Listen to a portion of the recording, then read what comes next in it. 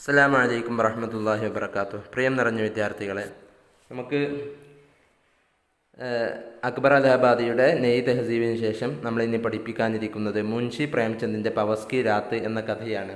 വളരെ രസകരമായ, അർത്ഥവത്തായ, അർത്ഥഗർഭമായ, പ്രത്യേകിച്ച് സമൂഹത്തിലെ പിന്നോക്കം നിൽക്കുന്ന സമുദായത്തെ അല്ലെങ്കിൽ വർഗങ്ങളെ, അവരുടെ വേദനകളെ, അവരുടെ ദുഃഖങ്ങളെ ജനസമക്ഷം അവതരിപ്പിക്കുക എന്നതായിരുന്നു അദ്ദേഹം സാഹിത്യ ലോകത്തേക്ക് കാലെടുത്ത് വെച്ചതിലൂടെ അദ്ദേഹം ചെയ്ത ധർമ്മം. പിന്നെ നമ്മൾ മുൻഷി പ്രേംചന്ദിനെ പരിചയപ്പെടുത്തുന്നതോടുകൂടെ നമ്മളൊരു കാര്യം കൂടെ പറയാണ്. ഇൻഷാ അല്ലാഹ് 2-3 പീരീഡോടുകൂടെ നമ്മൾ ഈ ക്ലാസ് അവസാനിപ്പിക്കണം. വളരെ വേഗത്തിലൊന്ന് ഓടിക്കുകയാണ്. അതിനനുസരിച്ച് നിങ്ങളും കൂടെ വരണമെന്ന് ഉണർത്തുകയാണ്. അപ്പോൾ ഇൻഷാ അല്ലാഹ് मुंशी प्रेमचंद कुछ परिचयപ്പെടാം. मुंशी प्रेमचंद अपने ज़माने के बहुत ही मशहूर मुसन्निफ़ माने जाते हैं. मुंशी प्रेमचंद തൻ്റെ കാലത്തിലെ ഏറ്റവും പ്രസിദ്ധനായ ഒരു മുസന്നിഫായിട്ടാണ് അംഗീകരിക്കപ്പെടുന്നത്. उनकी पैदाइश वाराणसी बनारस से कुछ किलोमीटर दूर लम्ही गाँव में 21 ജൂലൈ 1880 को हुई. असल नाम धनपत राय था. അദ്ദേഹത്തിൻ്റെ ജനനം ബനാറസ് എന്നറിയപ്പെടുന്ന വാരാണസിയിലെ കുറച്ച് 6 കിലോമീറ്റർ ദൂരെ 6 കിലോമീറ്റർ അകലെയുള്ള ലംഹി എന്ന വില്ലേജിൽ ജൂലൈ 31, 1880 അദ്ദേഹം ജനിച്ചത്. യഥാർത്ഥ നാമം ധൻപത് റോയ് എന്നാണ്. ഇതോടുകൂടി നിങ്ങൾ മനസ്സിലാക്കേണ്ടത് വെറും ഉറുദു സാഹിത്യ ലോകത്ത് മുസ്ലിമീങ്ങൾ മാത്രമായിരുന്നില്ല, വളരെ പ്രഗത്ഭരായ മറ്റു ഇതര മതക്കാരും ഇതിലുണ്ടായിരുന്നു എന്ന് നിങ്ങൾ കൂടെ മനസ്സിലാക്കണം. लेकिन अफसाने व कहानी की दुनिया में मुंशी प्रेमचंद के नाम से मशहूर है. പക്ഷേ കഥാലോകത്ത് അദ്ദേഹം മുൻഷി പ്രേംചന്ദ് എന്നാണ് അറിയപ്പെടുന്നത്. അദ്ദേഹത്തിൻ്റെ ഉൻകി വാലിദ് മുൻഷി അജാബ് ലാൽ ഡാക് ഖാനാമെ മുലാസിം थे. തൻ്റെ പിതാവ് ഒരു പോസ്റ്റ്മാനായിട്ട് വർക്ക് ചെയ്യുന്നവരായിരുന്നു. കം അമ്രീമെ വാലിദാക്ക ഇന്തിക്കാൽ ഹോ ഗയ. പക്ഷേ അദ്ദേഹത്തിൻ്റെ ചെറുപ്പപ്രായത്തിൽ തന്നെ മാതാവ് മരണപ്പെട്ടു പോയി. പർവരിഷ് കി ജിമ്മേദാരി ദാദീനെ സംഭാലി. അതുകൊണ്ട് തന്നെ പരിപാലിച്ചത് പിന്നീട് തൻ്റെ വല്യമ്മയായിരുന്നു. ലേക്കിൻ ജൽദി ഹി വോ ഭി ഇസ് ദുനിയായെ ഫാനിസെ കോച്ച് കർ ഗയെ. ദുഃഖകരമെന്നോണം അവരും ഈ ലോകത്തിൽ നിന്ന് വിട പറഞ്ഞുപോയി. ഇബ്തിദായി താലീം കരീബ് കെ ഏക് ഗാവോ മേ 8 ബറസ് കി ഉമർ മേ ഏക് മൗലവി സാഹിബ് സെ ഹാസിൽ കി. തൻ്റെ പ്രാഥമിക വിദ്യാഭ്യാസം നാട്ടിലുണ്ടായിരുന്ന ഒരു മൗലവി സാഹിബിൽ നിന്ന് പഠനം നടത്തുകയും വാലിദിനെ ദൂസരി ഷാദി കർലെ.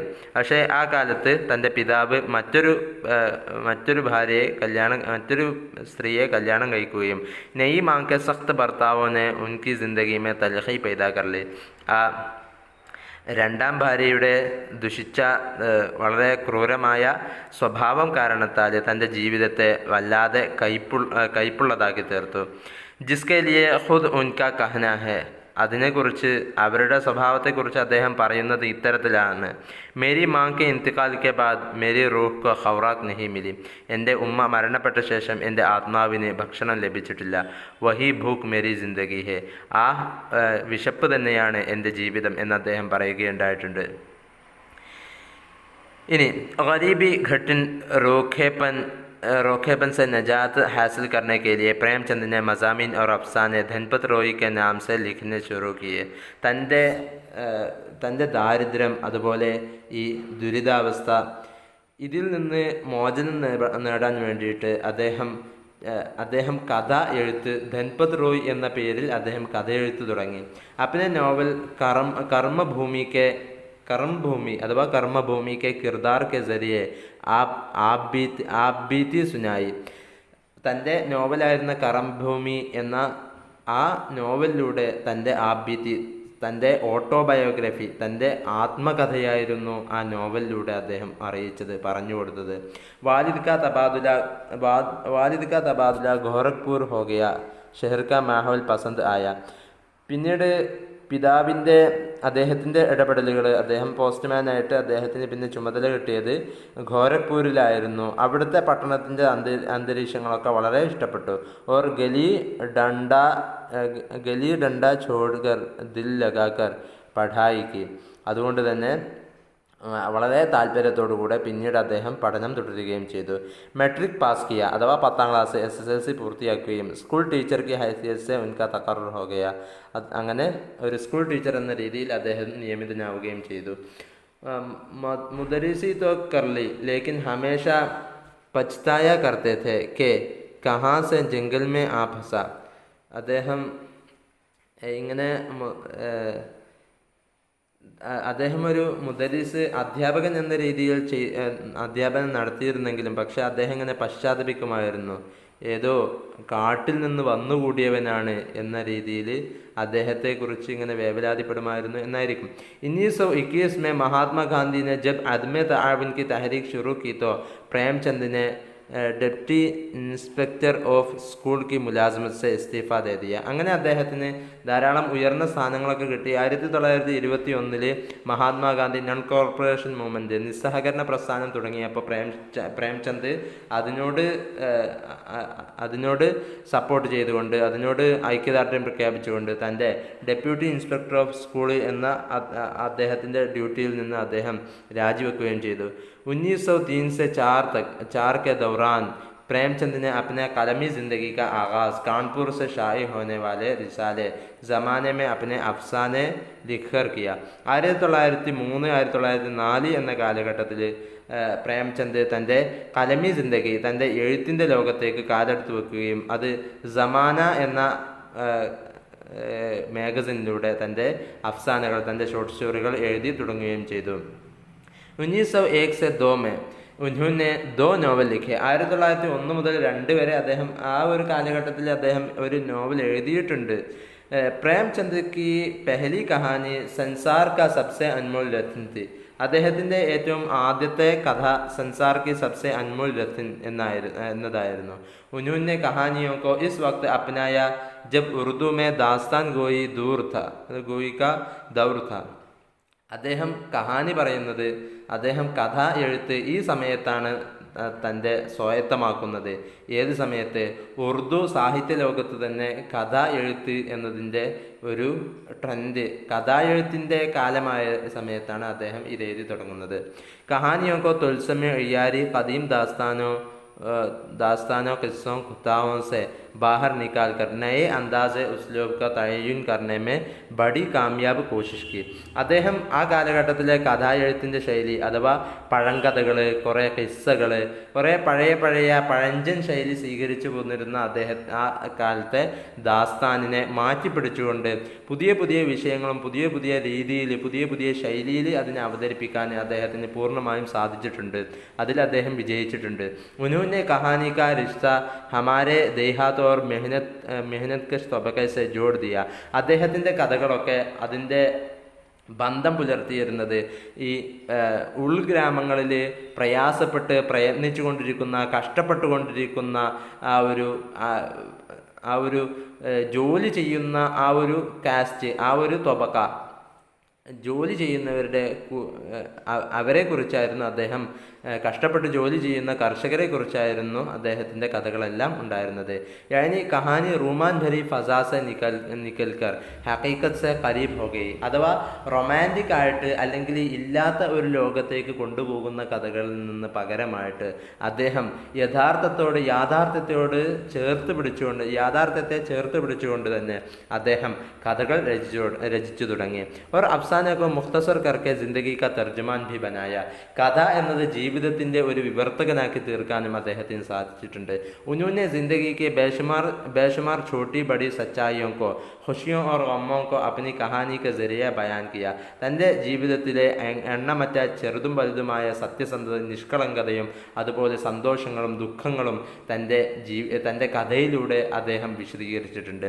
ഹിന്ദുസ്ഥാൻ കെ ദേഹാത്തോं की खूबसूरती और वहाँ के अवाम की सादगी, खुलूस, परेशान हैरी, मुफलिसी और बेबसी की सच्ची और बड़ी वाज़िह तस्वीरें पेश की. ജീവിതത്തിൻ്റെ സരളവും ആത്മാർത്ഥവുമായ അതുപോലെ പൊറുതിമുട്ടുകൾ നിറഞ്ഞ പാപ്പരത്തം, ദാരിദ്ര്യം നിറഞ്ഞ നിസ്സഹായ അവസ്ഥകൾ എല്ലാം ജീവിതത്തിൽ കടന്നു വരുന്ന ഇത്തരത്തിലുള്ള അവസ്ഥകളെല്ലാം വളരെ പ്രകടമാക്കിക്കൊണ്ട് വെളിവാക്കിക്കൊണ്ട് തൻ്റെ കഥകളിൽ അദ്ദേഹം വരച്ചു കാണിക്കുന്നുണ്ട്. പ്രേംചന്ദിൻ്റെ മുൽക്ക് മേ ഫേലി ഖാം ഖയാലി ഈ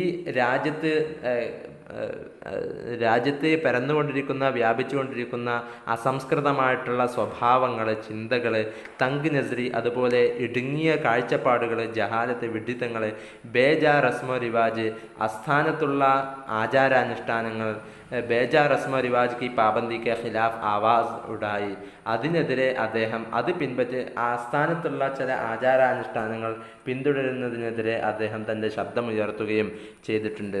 ഇൻകെ അഫ്സാനെ വാക്കിയാത്ത് കി തർജമാനി കർത്തേ ഹെ, തൻ്റെ കഥകളുടെ പ്രത്യേകത പല യഥാർത്ഥ സംഭവങ്ങളുടെയും അതിനെ വിവർത്തനം നടത്തുകയാണ് തൻ്റെ കഥയിലൂടെ നടത്തിയത്. സാത്ത് ഹി ജുബാൻ കി സാദഗി, അപ്പോൾ കഥയുടെ തീം ഇത്രമാത്രം രസകരമാണെന്നതോടുകൂടെ തന്നെ ആ ഭാഷയുടെ ഒരു സരളത, അതുപോലെ സലാസത്ത് ഓർ ജസ്ബാത്തി ഖുലൂസ്, അതിൻ്റെ ഒഴുക്കും അതുപോലെ ആകർഷണീയതയും, അച്ഛാ നമൂനാഹെ, അതിനുള്ള ആ ഒരു ഒഴുക്കിനൊക്കെയുള്ള കൃത്യമായിട്ടുള്ള വളരെ നല്ല ഒരു ഉദാഹരണം കൂടിയാണ് ഇതെല്ലാം. ഉൻകി കഹാനിക്ക മജ്മുഅ സൂസെ വതൻ, തൻ്റെ കഥയുടെ സമാഹാരമാണ് സൂസെ വതന്. അതുപോലെ പ്രേം പച്ചീസി, ബസ്മെ ബത്തീസി, ആഖരി തുഹ്ഫ, ദൂദ് കി ഖീമത്ത്, കഫൻ കെ നാം സെ ഷായി ഹുയേ ഹെ, ഇതെല്ലാം ഈ പേരിലെല്ലാം അദ്ദേഹത്തിൻ്റെ കഥകളുടെ മജ്മുഅകൾ, സമാഹാരങ്ങൾ പുറത്തിറങ്ങിയിട്ടുണ്ട്. പവസ് കി രാത് ഭി ഉൻകി ഐസി കഹാനി ഹെ, നമ്മളിനി പഠിക്കാനിരിക്കുന്ന കഥ അതാണ് ഇനി നമ്മുടെ വിഷയം. പവസ് കി രാത്ത് എന്നുള്ള നമ്മുടെ ഈ കഥ ഇത്തരത്തിലുള്ളൊരു കഥയാണ്. ജിസ്കെ പസേ മൻസർ മേ ഏക് ഐസെ കിസാൻ കി ജിന്ദഗി കാ ഹാൽ പേഷ് കിയാ ഹെ, ഇത്തരത്തിലുള്ള ഒരു കർഷകൻ, വളരെ സാധുവായ ഒരു കർഷകൻ്റെ ജീവിതമാണ് ഇതിലൂടെ അവതരിപ്പിക്കുന്നത്. ജോ ഹർ തറഹ്കി റാഹത്തോൻ സെ മഹറൂം ഹെ, എല്ലാ വിധേനയുള്ള റാഹത്തുകൾ, ഒരു സ്വസ്ഥതയിൽ നിന്നും നിഷേധിക്കപ്പെട്ട എല്ലാ സ്വസ്ഥതകളും സമാധാനങ്ങളും നിഷേധിക്കപ്പെട്ട ഒരു കർഷകൻ്റെ ജീവിതമാണ് ഇതിലൂടെ അദ്ദേഹം അവതരിപ്പിക്കാൻ ശ്രമിച്ചിട്ടുള്ളത്. उसकी पैदावार भी उसकी नहीं उसके कर्ज का बोझ, उसकी पैदावार ही भी उसकी नहीं, അദ്ദേഹം ഉണ്ടാക്കുന്ന ആ ഒരു വിളവുകൾ പോലും അദ്ദേഹത്തിനുള്ളതായിരുന്നില്ല. അതെല്ലാം മറ്റുള്ളവർക്ക് വേണ്ടി കഷ്ടപ്പെടുന്ന ജീവിതം, മറ്റുള്ളവർക്ക് വേണ്ടി കഷ്ടപ്പെടേണ്ട ഒരവസ്ഥയിലേക്ക് അദ്ദേഹത്തിന് എത്തിപ്പെട്ടിരുന്നു. ആ ഒരു പരിതാപകരമായ അവസ്ഥയാണ് ഇതിലൂടെ വിശദീകരിക്കുന്നത്. ഉസ്കെ കർസ് കാ ബോझ് ഐസാ കർസ് ഹെ ജോ ഉസ്കെ സർ സെ ഉതാർത്താ ഹി നഹി, തൻ്റെ കടങ്ങൾ എന്ന് പറഞ്ഞാൽ ഇത്തരത്തിലുള്ള കടമാണ്. അഥവാ ഒരിക്കലും തൻ്റെ തലയിൽ നിന്ന് ആ ഒരു ഭാരം ഇറക്കി വെക്കാൻ കഴിയാത്തത്രമാത്രം ഭാരിച്ചതായിരുന്നു അദ്ദേഹത്തിൻ്റെ ജോലികളിൽ അദ്ദേഹത്തിൻ്റെ കടം. ഉസ്കെ ഹാത്ത് പർ സർദി മേ ജിഗഡേ വാക്കടേ ഹി രഹത്തെ ഹെ, തൻ്റെ കൈകൾ ഇങ്ങനെ വിറച്ച് കോറിക്കൊണ്ടിരിക്കുകയാണ്. ഉസ്കി ബേബസി കി ദാസ്താൻ പ്രേംചന്ദിനെ തഹരീർ കി ഹെ, അദ്ദേഹത്തിൻ്റെ ആ തണുത്ത് വിറച്ചുകൊണ്ടിരിക്കുന്ന അദ്ദേഹത്തിൻ്റെ കൈകൾക്കൊന്ന് വിശ്രമത്തോടുകൂടെ സ്വസ്ഥമായിട്ടിരിക്കാൻ പോലും ഒരവസരം കിട്ടുന്നില്ല. അദ്ദേഹത്തിൻ്റെ ആ ഒരു നിസ്സഹായ അവസ്ഥ തൻ്റെ കഥയിലൂടെ വിശദീകരിക്കുകയാണ് പ്രേംചന്ദ്. അപ്പോൾ നമുക്ക് ഈ പാഠം പഠിക്കുന്നതോടുകൂടെ ദേഹാത്ത് ഓർ കിസാൻ കി ജിന്ദഗി കാ ബാരെ മേ ജാൻ സകേംഗെ, യഥാർത്ഥത്തിൽ ഒരു കുഗ്രാമം, ഒരു ഉൾഗ്രാമത്തിലുള്ള ആളുകളുടെ ജീവിതം എത്തരത്തിലാണ് എന്ന് നമുക്ക് ഈ പാഠം പഠിക്കുന്നതിലൂടെ മനസ്സിലാക്കാൻ കഴിയും. മുഹാവറാത്ത് കെ മാനെ സമജ്കർ ഉൻകെ മാനെ ജാൻ സകേംഗെ, ധാരാളം മുഹാവറാത്തുകൾ ഈ പാഠത്തിലൂടെ വരുന്നുണ്ട്, അതും നമുക്ക് മനസ്സിലാക്കണം. ദേഹി ജിന്ദഗി കെ സമാജിയോ മായാഷി മസായിലോ ഓർ ഹക്കീകത്ത് കോ ജാൻ സകേംഗെ, ഈ ഉൾഗ്രാമത്തിലുള്ള ജീവിതത്തിൻ്റെ അവരുടെ സാമൂഹികമായിട്ടുള്ള അവരുടെ ജീവിതപരമായിട്ടുള്ള ധാരാളം പ്രശ്നങ്ങളും അവിടുത്തെ ജീവിതത്തിൻ്റെ യാഥാർത്ഥ്യം എന്താണ് എന്നും നമുക്ക് ഈ കഥയിലൂടെ മനസ്സിലാക്കിയെടുക്കാൻ സാധിക്കും. അഫ്സാന ഉറുദു നസർ കി അഹം സിൻഫ് ഹെ ജാൻ സകേംഗെ, അഫ്സാന എന്നുള്ളത് ഉറുദു ഗദ്യ സാഹിത്യത്തിൻ്റെ ഒരു പ്രധാന ഭാഗമാണ് എന്നും നമുക്ക് ഈ പാഠം വായിച്ചാൽ നമുക്ക് മനസ്സിലാക്കിയെടുക്കാൻ സാധിക്കും. അഫ്സാന കെ ജരിയ ജിന്ദഗി की गहराई और वसअत के बारे में कम अल्फाज में बड़ी बात कही जाती है. ജാൻ സക്കേങ്കെ. കഥ എന്നുള്ളത് യഥാർത്ഥത്തിൽ നമ്മുടെ യഥാർത്ഥ ജീവിതത്തിൻ്റെ ആഴങ്ങളിലുള്ള വളരെ പ്രവിശാലമായ പല അർത്ഥത്തിലേക്കും ചുരുങ്ങിയ വാക്കുകളിലൂടെ അതിലൂടെ കടന്നു ചെല്ലുന്നു എന്ന് നമുക്ക് മനസ്സിലാക്കാൻ സാധിക്കും. പ്രേംചന്ദ് കെ അഫ്സാനോ കെ ഖുസൂസിയാത്ത് സെ വാഖിഫ് ഹോ സക്കേങ്കെ. ആരാണ് പ്രേംചന്ദ് എന്നും അദ്ദേഹത്തിൻ്റെ എഴുത്തുകൾ എത്തരത്തിലായിരുന്നു എന്നും നമുക്ക് ഈ കഥയിലൂടെ മനസ്സിലാക്കിയെടുക്കാൻ സാധിക്കും. അപ്പോൾ ഇൻഷാ അല്ലാഹ് കുറച്ചെങ്കിലും നമുക്ക് ഇന്ന് ഈ പാഠം ഒന്ന് വായിച്ചു നോക്കാം. നിങ്ങൾ കൂടെ ഉണ്ടല്ലോ അല്ലേ? പവസ് കി രാത്ത്. हल्कू ने अपनी बीवी से आकर कहा, शहना आया है, लाओ, जो रुपये रखे हैं उसे दे दूं, किसी तरह गिरदन तो छोटे. मुन्नी बहू झाड़ू लगा रही थी. पीछे फिर कर बोली, 3 ही तो रुपये हैं, दे दूं तो कंबल कहाँ से आएगा. मांग, पावस की रात घेत में कैसे कटेगी. उससे कह दो कि फसल पर रुपये दे देंगे, अभी नहीं है. അപ്പോൾ നമുക്ക് ആദ്യത്തെ പാരഗ്രാഫ് ഒന്നർത്ഥം വെച്ച് നോക്കാം. ഹൽക്കു, ഇതിലെ ഒരു ക്യാരക്ടറാണ്, പ്രധാനപ്പെട്ട ക്യാരക്ടറാണ് ഹൽക്കു. അദ്ദേഹത്തിൻ്റെ ഹൽക്കുനെ അപ്നെ ബീവിസെ ആക്കർ കഹ, തൻ്റെ ഭാര്യയോട് ഹൽക്കു വന്നിട്ട് പറയാണ്, ഷെഹന ആയാ ഹെ, ഷെഹന വന്നിട്ടുണ്ട്, ഷെഹന എന്ന വ്യക്തി വന്നിട്ടുണ്ട്. ഷെഹന ആയാ ഹെ, ഷെഹന എന്ന വ്യക്തി വന്നിട്ടുണ്ട്. ലാവോ ജോ റുപ്പിയ രഖേ ഹെ ഉസേ ദേ ദൂം, നീ കൊണ്ടുപോവാ, എൻ്റെ അടുത്ത് എത്ര റുപ്യ ഉള്ളത് അതൊന്ന് കൊണ്ടുപോവാ, ഞാൻ അവനക്ക് കൊടുക്കട്ടെ. പൈസ ചോദിച്ച്, കടം ചോദിച്ചു വന്നതാണ് ഷെഹന. കിസി തറ ഗിർദൻ തോ ഛോട്ടെ, എങ്ങനെയെങ്കിലുമൊക്കെ ഒന്ന് ഈ മുസീബത്തിൽ നിന്ന്, ഇദ്ദേഹത്തിൻ്റെ ഈ ഒരു ഇടങ്ങേറിൽ നിന്ന് കഴിച്ചിലാവട്ടെ. കിസി തറ ഗിർദൻ തോ ഛോട്ടെ, എങ്ങനെയെങ്കിലും അദ്ദേഹത്തിൻ്റെ ഈ ഇടങ്ങേറിൽ നിന്ന് കഴിച്ചിലായിക്കോട്ടെ. ഗിർദൻ തോ ഛോട്ടെ എന്ന് പറഞ്ഞാൽ മുസീബത്ത് സെ നജാത്ത് ദിലാന എന്നാണ് അർത്ഥം. മുന്നി ബഹു ഝാഡു ലഗാ രഹി ഥി.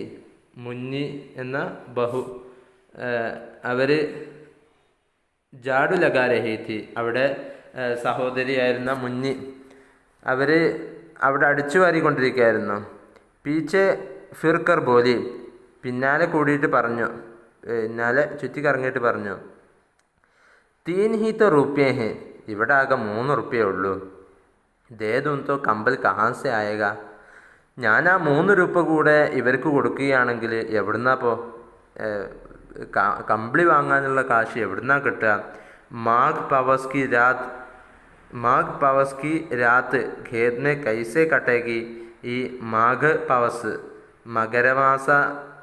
മകരവിളക്കൊക്കെ ഉണ്ടല്ലോ, ആ കാലഘട്ടത്തിലാണ് ഈ പവസ് കി രാത്ത്, പവസ് എന്നുള്ള കാലം വരുന്നത്.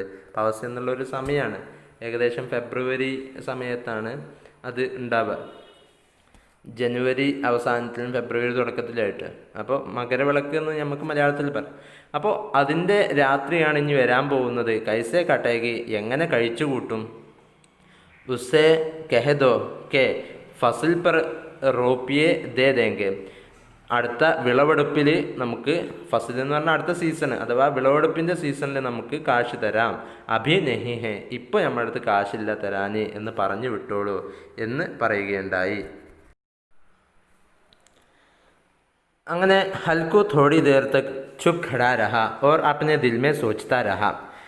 ഹൽക്കു കുറച്ചു നേരം ഇങ്ങനെ മിണ്ടാതിരിക്കുകയും മനസ്സിലിങ്ങനെ ചിന്തിച്ചു. പവസ് സർപ്പർ ആകെയാ ഹെ, കൊടും തണുപ്പുണ്ടാകുന്ന പവസ് തലക്കുമീതെ വന്നു നിൽക്കുകയാണ്. ബഗൈർ കമ്പൽ കെ രാത് കോ വോ കിസി തറ ഖേത് പർ നഹി സോ സക്ത, ഒരിക്കലും വയലിൽ ഇവിടെ കൃഷിയിടത്തിൽ, അതുപോലെ വയലിൽ പാടത്ത് പോയി കടന്നുറങ്ങണമെന്നുണ്ടെങ്കിൽ ബഗൈർ കമ്പൽക്കെ, കമ്പിളി പുതപ്പില്ലാതെ ഒരിക്കലും പാടത്ത് പോയി കടന്നുറങ്ങാനും കഴിയില്ല. മഗർ ഷെഹന മാനേഗാ നഹി, പക്ഷേ ഇതൊന്നും പറഞ്ഞാലും ഷെഹന അംഗീകരിക്കൂല. ഷെഹനക്ക് കാശ് കിട്ടിയാലേ ഇവിടുന്ന് പോകുള്ളൂ. വന്ന് ശല്യപ്പെടുത്തും, ചോദിച്ച് ശല്യപ്പെടുത്തും. വോ ഖിഡ്കിയാൻ ദേഗ, അവൾ കുറേ ശകാരിക്കുകയും ചെയ്യും, ഭീഷണിപ്പെടുത്തുകയും ചെയ്യും. ഖുഡ്കി ദേന. ഗാലിയാ സുനായക, ധാരാളം വഴക്ക് പറയും. ബലാസെ ജാടേമേ മറയെങ്കിൽ, ഇനി നമ്മൾ മുസീബത്തിൽപ്പെട്ട് വിപത്തിൽപ്പെട്ട് ബലായിൽപ്പെട്ടിട്ട് ഈ തണുപ്പിൽ നമ്മൾ തണുപ്പ് കാരണത്താൽ മരിക്കേണ്ടി വരുമല്ലോ. ഏ ബലാത്തോ സർസെ ടെൽ ജായകി, ഈ മുസീബത്തെങ്കിലും നമ്മുടെ തലയിൽ നിന്നൊന്ന് മാറിപ്പോകുമല്ലോ. ഇവിടേക്ക് ഷഹനക്ക് കാശ് കൊടുക്കുകയാണെങ്കിൽ ഈ മുസീബത്തെങ്കിലും തലയിൽ നിന്നൊന്ന് മാറിപ്പോകുമല്ലോ. സോച്ച്താ ഹുവാ വോ അപ്നെ ഭാരി ജിസ്ം ലിയേ ഹുയെ ജോ ഉസ്കെ നാം കോ ഗലത് സാബിത് കർ രഹാ താ. ഇതും ചിന്തിച്ചുകൊണ്ട് അപ്ന ഭാരി ജിസ്ം ലിയേ ഹുയെ, തൻ്റെ തടിച്ച ഭാരിച്ച ശരീരം എടുത്തുകൊണ്ട് ജോ ഉസ്കെ നാം കോ ഗലത് സാബിത് കർ രഹാ താ, ഈ തൻ്റെ ആ ശരീരം തന്നെ തന്നെ തെറ്റിലേക്ക് നയിച്ചു കൊണ്ടിരിക്കുകയായിരുന്നു. തൻ്റെ പേരിനെ തെറ്റാക്കിക്കൊണ്ടിരിക്കുക. ഹൽക്കു എന്ന് പറഞ്ഞാൽ, ഹൽക്ക എന്ന് പറഞ്ഞാൽ നേരിയ എന്നാണല്ലോ, ഒരു രസമായിട്ട് പറഞ്ഞാണ്. ഹൽക്ക എന്ന് പറഞ്ഞാൽ വളരെ സ്ലിമ്മായിട്ടുള്ള മെലിഞ്ഞ എന്നാണ് അർത്ഥം. തൻ്റെ ശരീരം തൻ്റെ പേര് തെറ്റാണ് എന്ന് സ്ഥിരപ്പെടുത്തിക്കൊണ്ടിരിക്കുന്നുണ്ടായിരുന്നു. അഥവാ ശരീരം ഭയങ്കര തടിച്ചതും പിന്നെ പേരാണെങ്കിലോ മെലിഞ്ഞവൻ എന്നുമാണ്. അപ്പോൾ അത്തരത്തിലുള്ളൊരു ശരീരം എടുത്തുകൊണ്ട് ശരീരം കൊണ്ട് അദ്ദേഹം ഇങ്ങനെ ചിന്തിക്കുകയാണ്. അപ്പം ഈ ബീവിക്ക് പാസ് ഗയാ, തൻ്റെ ബീവിയുടെ അടുത്ത് പോയി, അഥവാ മുന്നിയുടെ അടുത്ത് പോയി. അവർ ഖുഷാമദാന ലഹ്ജമയും പോലെ വളരെ അവളെ സോപ്പിട്ടുകൊണ്ട് അവളെ വശീകരിച്ചുകൊണ്ട് പറയാണ്, ലാ ദേ കൊണ്ടുവാ, എൻ്റെ അടുത്തുള്ള കാശൊന്ന് കൊണ്ടുവാ, നമുക്ക് കൊടുക്കാം. ഗിർദൻ തോ കിസി തൊറാസെ ബച്ച്, എങ്ങനെയെങ്കിലുമൊക്കെ ഒന്നായിട്ട് ഇതിൽ നിന്നൊന്ന്, ഇവളുടെ ഷെഹനയുടെ വിപത്തിൽ നിന്നെങ്കിലും എങ്ങനെയെങ്കിലുമൊക്കെ ഒന്നായിട്ട് കഴിച്ചിലാവട്ടെ. കാരണം അവൾക്ക് കൊടുത്തിട്ടില്ലെങ്കിൽ അവൾ കുറേ വഴക്ക് പറയും. കമ്പൽ കേലിയെ കോയി തദബ്ബർ സോച്ചൂങ്ക, കമ്പിളി വാങ്ങാൻ മറ്റു എല്ലാ തന്ത്രങ്ങളും ഞാൻ ആലോചിച്ചോളാം. മുന്നി ഉസ്കെ പാസ് ദൂർ ഹട്ട് ഗയി, മുന്നി അവളുടെ അടുത്ത് നിന്ന് കുറച്ച് ദൂരത്തേക്ക് മാറി. ഓർ ആംഖേൻ ടീഡി കർക്കെ ബോലി, വളരെ തീരെ മാന്യതയില്ലാതെ അവൾ ഹൽക്കുവിൻ്റെ മുഖത്തേക്ക് നോക്കി പറയാണ്, കർച്ചുക്കെ ദൂസരി തദ്ബീർ, മറ്റു വല്ല തന്ത്രങ്ങളും നിങ്ങൾ ചെയ്തിട്ടുണ്ടോ? സറാ സുനു, ഞാനൊന്ന് കേൾക്കട്ടെ, നിങ്ങളുടെ തന്ത്രം എന്താണ്, നിങ്ങളുടെ ട്രിക്ക് എന്താണ്? കോൺസി തദ്ബീർ കരോഗെ, എന്ത് ചിന്തയാണ്, എന്ത് തന്ത്രമാണ് നിങ്ങൾ നടത്താൻ പോകുന്നത്? കോൺ കമ്പൽ ഖൈറാത്മേ ദേദേക, ആരാണ് നമുക്ക് കമ്പിളി വെറുതെ ദാനമായിട്ട് തരുന്നത്? ആരാണ്? നെ ജാനെ കിത്നാ റുപ്പിയ ബാക്കി ഹേ, നിങ്ങളടുത്ത് എത്ര രൂപയാണ് ബാക്കിയുള്ളതെന്ന് എനിക്കറിയില്ല. ജോ കിസി തറ അദാഹി നെഹി ഹോത്ത, ഒരിക്കലും വീട്ടാത്ത, ഒരിക്കലും കൊടുക്കാത്ത, എവിടെയും ചെലവാക്കാത്ത എത്ര രൂപ നിങ്ങളടുത്തുണ്ട് എന്ന്, എത്ര ഉണ്ടോ ആവാം എനിക്കറിയില്ല, എനിക്കൊന്ന് അറിയട്ടെ, ഞാനൊന്ന് കേൾക്കട്ടെ, നിങ്ങളുടെ അടുത്ത് എത്ര റുപ്യുണ്ട്? അഥവാ ഒരു രൂപയും ഇല്ല, എന്നാലും ഇങ്ങനെ പറയാണ്, എത്ര റുപ്യ നിങ്ങളുടെ അടുത്തുള്ളത്, ഞാനൊന്ന് കേൾക്കട്ടെ, നിങ്ങൾ വേറെ ഇവിടുന്ന് കമ്പിളി വാങ്ങാനുള്ള കാശ് ഒപ്പിക്കുക എന്ന് പറയാണ്. മേ കഹത്തി ഹൂം തും ഖേത്തി ക്യൂ നെഹി ഛോഡ് ദേത്തെ, ഞാനിതാ പറയണത്, നിങ്ങൾ എന്തുകൊണ്ടാണ് ഈ വയൽ, ഈ പാടത്തെ പണി എന്താ നിങ്ങൾ ഒഴിവാക്കാത്തത്? മർക്കർ കാം കരോ പൈദാവാർ ഹോ, നിങ്ങൾ മരിച്ചു പണിയെടുത്തോളൂ, എന്നാൽ നിങ്ങൾക്ക് നല്ല വിളവെടുപ്പ് കിട്ടും. പക്ഷേ तू उससे बाकी अदा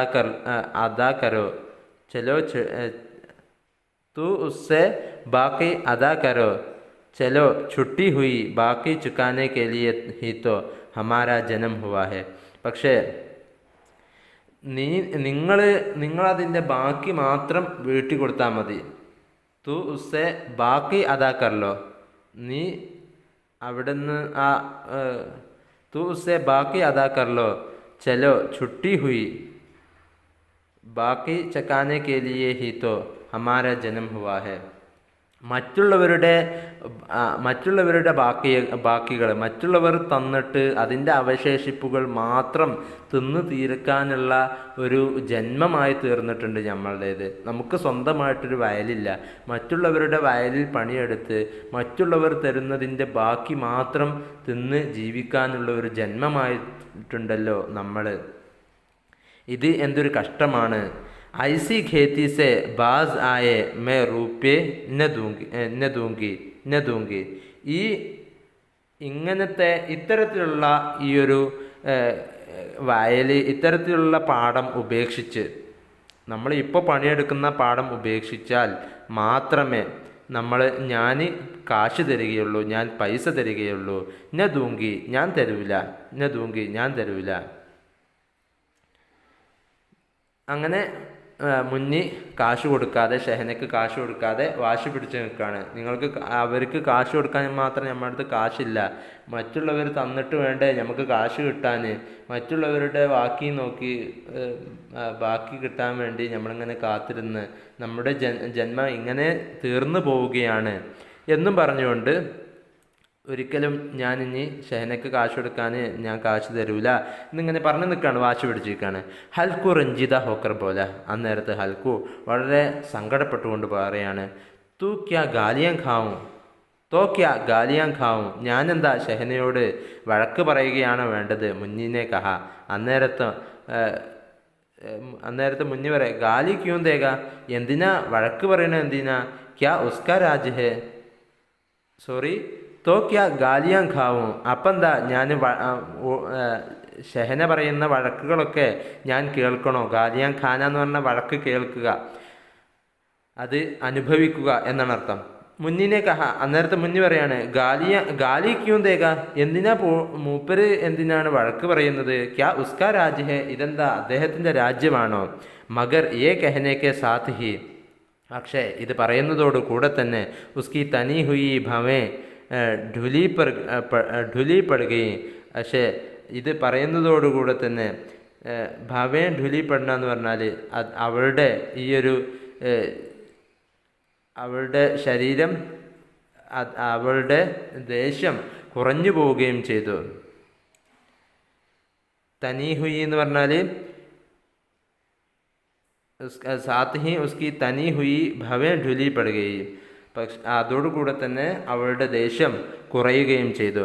ഹൽക്കു കി ബാത് മേ ജോ ദിൽ ദഹ്ലാ ദേനെ വാലി സച്ചായി थी. ഹൽക്കുവിൻ്റെ ഈ വാക്കിൽ, യഥാർത്ഥത്തിൽ ഹൽക്കുവിൻ്റെ ഈ സംസാരത്തിൽ മനസ്സിനെ സമാധാനിപ്പിക്കുന്ന, മനസ്സലിയിപ്പിക്കുന്ന ഒരു സത്യസന്ധത, നിഷ്കളങ്കത ഹൽക്കുവിൻ്റെ സംസാരത്തിനുണ്ടായിരുന്നു. മാലൂം ഹോത്താ ഥാ, അറിയാമായിരുന്നു, കെ വോ ഉസ്കി ജാനിബ് ടിക്ടക്കി ബാന്ധേ ഹുയെ ദേഖ് രഹി ഥി, എനിക്കറിയാം അദ്ദേഹത്തിന് ഷെഹനയ്ക്ക് നേരെ ഹൽക്കു ടിക്ടക്കി ബാന്ധേ ഹുയെ ദേഖ് രഹി ഹെ, വളരെ കൺവെട്ടാതെ ഇമവെട്ടാതെ ഇങ്ങനെ നോക്കിക്കൊണ്ടിരിക്കുകയാണ്. ഉസ്നെ തോക്ക് പെർസെ പൈസ ഉഠായെ, ഇങ്ങനെ ഇമവെട്ടാതെ നോക്കിക്കൊണ്ടിരിക്കുകയാണ് ഷെഹന. ഉസ്നെ തോക്ക് പെർസെ, അവർ ആ സഞ്ചിയിൽ നിന്ന് പൈസ ഉഠായെ, അവരുടെ ഉണ്ടായിരുന്ന കാശെടുത്തു. ഹൽക്കുക്കെ ഹാത്ത് പർ രഖദിയെ, അങ്ങനെ ഹൽക്കുവിന് കാശ് വെച്ച് കൊടുക്കുകയും ചെയ്തു. ഫിർ ബോലി, പിന്നെ പറയാണ്, ഖേത് മസ്ദൂരി മേ സുഖ് സെ ഏക് റോട്ടി തോ ചീൻ സെ ഖാനെ കോ മിലേഗി. നമ്മൾ വയലിലെ മസ്ദൂരി എന്ന് പറഞ്ഞാൽ വയലിലെ പണി, ഖേത് മസ്ദൂരി എന്ന് പറഞ്ഞാൽ വയലിലെ പണി, പാടത്ത് പണിയെടുക്കുകയാണെങ്കിൽ ആശ്വാസം പോലെ ഒരു റൊട്ടിയെങ്കിലും സമാധാനത്തോടുകൂടെ ഭക്ഷിക്കാൻ കിട്ടുമല്ലോ. കിസിക്ക് ധോസ്തോ ന രഹേഗി, ആരുടെയും അതിൻ്റെ പേരിൽ ആരുടെയും ഭീഷണി ഉണ്ടാവില്ലല്ലോ. അച്ചി ഖേത്തി ഹെ, നല്ല വയലാണ് നമ്മുടേത്. മസ്ദൂരി കർക്കെ ലാവോ വോ ബി ഉസ്മേ ഝൂങ്ക് ദോ, നന്നായിട്ട് പണിയെടുക്കുകയാണെങ്കിൽ അതും കൂടെ നമുക്ക് ഇതിൻ്റെ പേരിൽ നമുക്ക് ഭക്ഷിക്കാൻ വേണ്ടിയിട്ട് ചിലവാക്കുകയും ചെയ്യാം. ഉസ്പർ സെ ധോൻസ് അലഗ്, അതിൻ്റെ പേരിൽ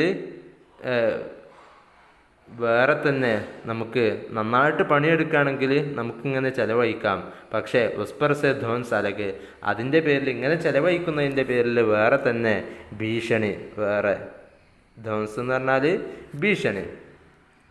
അങ്ങനെ ഹൽക്കുനെ റൂപ്പിയെ ലിയെ ഓർ ഇസ് തറ ബാഹർ ചല, ഹൽക്കു പൈസ എടുത്തു, ഓർ അങ്ങനെ പുറത്തേക്ക് പോകാൻ നിൽക്കുകയാണ്. മാലൂം ഹോത്താ ഥാ കെ വോ അപ്ന കലീജ നിക്കാൽ കർ ദേനെ ജാ രഹാ ഹെ, അദ്ദേഹത്തിന് അറിയാമായിരുന്നു ഹൽക്കു പുറത്തേക്ക് പോകുന്നത് എന്തിനാണ്? കമ്പിളി വാങ്ങാനാണ്.